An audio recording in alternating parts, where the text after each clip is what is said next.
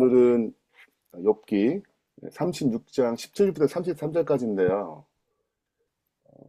욥기가 32장부터 37장까지 이제 욥이 엘리후가 욥에 대한 주장, 그 세 친구의 주장에 대한 변론을 해요.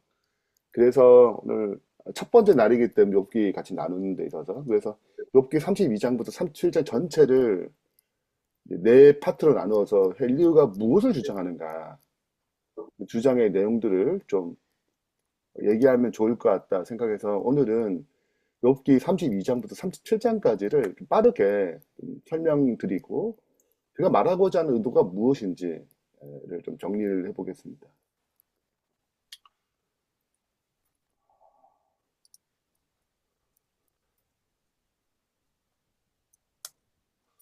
제 첫 번째 주장은 이제 욥과 친구들이 세 친구들이 무엇이 잘못됐는지 그들의 오류를 지적하는 것부터 시작해요. 32장부터 33장까지.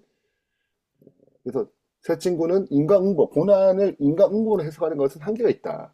그걸로 다 끼워 맞추려니까 말도 안 되는 이야기가 나오는 것이다. 욥에게는 너가 아무리 의롭다 하더라도 하나님보다 의롭도 못한다. 하나님의 이 행사를, 지금 너에게 오는 고난을 의심하지 말아라. 하나님이 잘못된 거 아니야? 하면 공의롭지 않은 거 아니야? 그건 잘못된 것이다.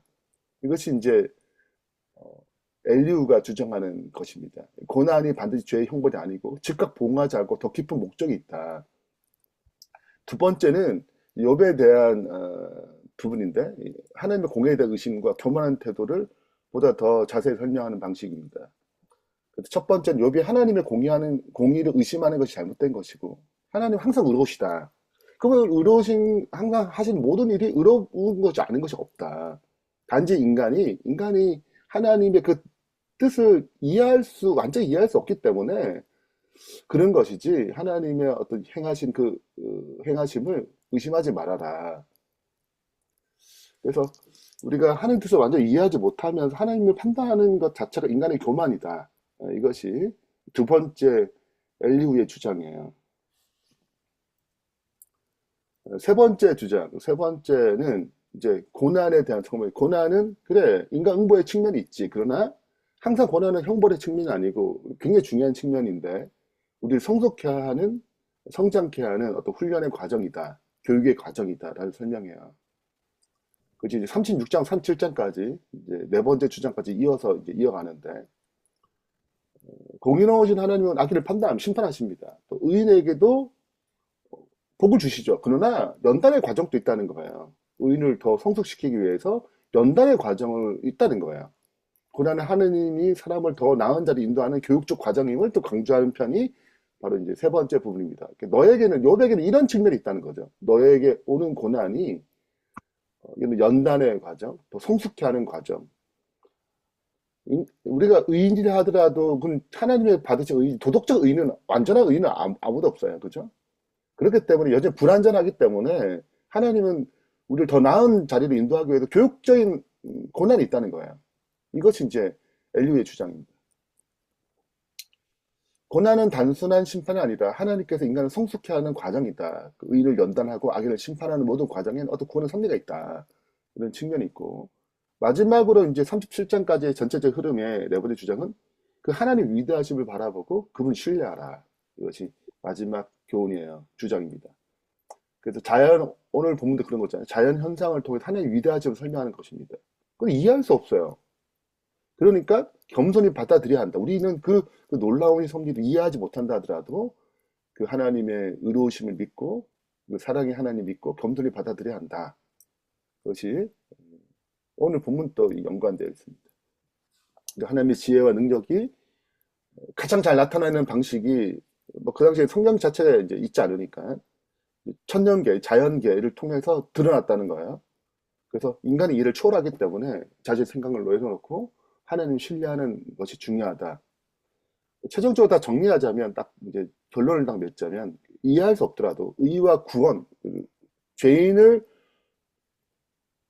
의롭게 이제 하는 부분, 칭의라고 그러죠. 그리고 의인을 더 성숙하게 만드는 과정을 성화라고 그러죠.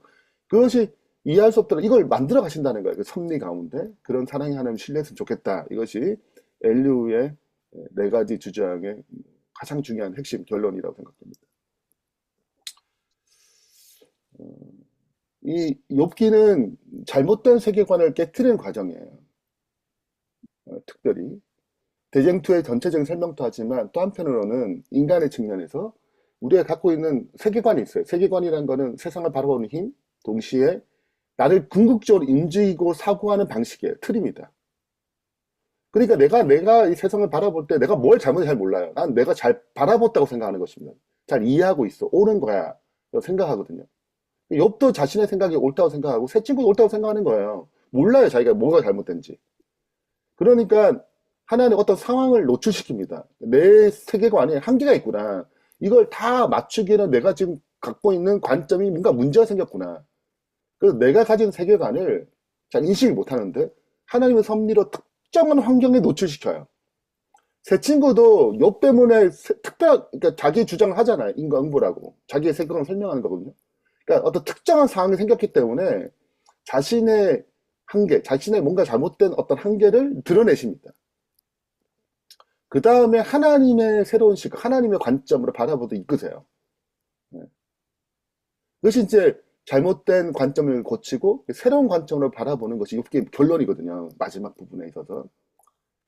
그래서 욥기 36장 오늘 본문의 자체 첫 번째 실은 이제 오늘 본문의 어제 거죠. 어제 거 보면 엘리후가 얘기하면서 뭐라고 얘기하냐면 온전한 지식을 가진 이 궁극적 하나님이시죠. 그대와 함께 있느니라. 실은 이런 관점을 깨닫는 것은 인간의 힘으로 깨달을 수 없어요. 우리가 인간의 사고의 틀 자체가 굉장히 제한적이고 넘어갈 수 없어요. 그러니까 우리의 세계관에서 하나님의 세계가 넘어갈 수 없어요. 네. 근데 그 하나님께서 온전한 지식을 가진 그 하나님께서 우리와 함께 있기 때문에 그 세계를 넘어갈 수, 하나님의 세계를 볼 수 있도록 이끌어가는 것입니다. 그걸 받아들이는 것을 믿음이라고 해요.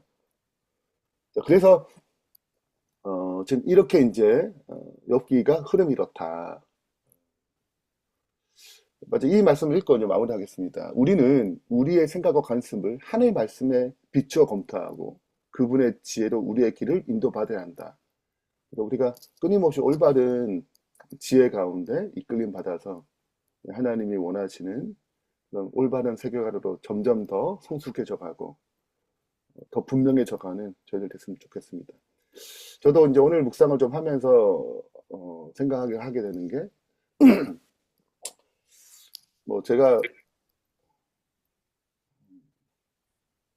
참 이렇게 잘못된 세계관을 신학적 세계관을 가지고 있었다라는 생각 많이 들어요. 이렇게 제가 쭉 돌아보면 어, 저는 신에 대해서 잘 몰랐어요. 교회를 다니고 신학과 다니면서도 몰랐어요. 그래서 구원의 확신도 없었어요. 음. 어떻게 성화되는 거지? 그것도 잘 몰랐어요. 뭐 그 외에 여러 가지 있겠죠. 근데 내 삶을 돌아보면 아, 그게 맞는 줄 알고 생각했던 거죠, 그때는. 근데 하나님의 특정 상황에 노출되고 아, 내가 지금 잘못 생각했구나를 깨닫게 하시고 하나님이 비춰주시는 어떤 관점 그걸 이제 딱 깨닫게 될 때 아, 진리가 너희를 자유케 해야 된다는 말이 뭔지 알겠더라고요. 음. 그래서 오늘 아직도 여전히 있겠죠. 그래서 하나님께 우리의 삶을 노출시키세요. 음. 저의 삶도 노출시키고 그래서 새롭게 깨닫고 받아들이고 더 성숙한 주님의 세계관으로 변화시켜가는 그런 하나님을 오늘 만나게 되길 소망하면서 오늘 말씀 마치겠습니다.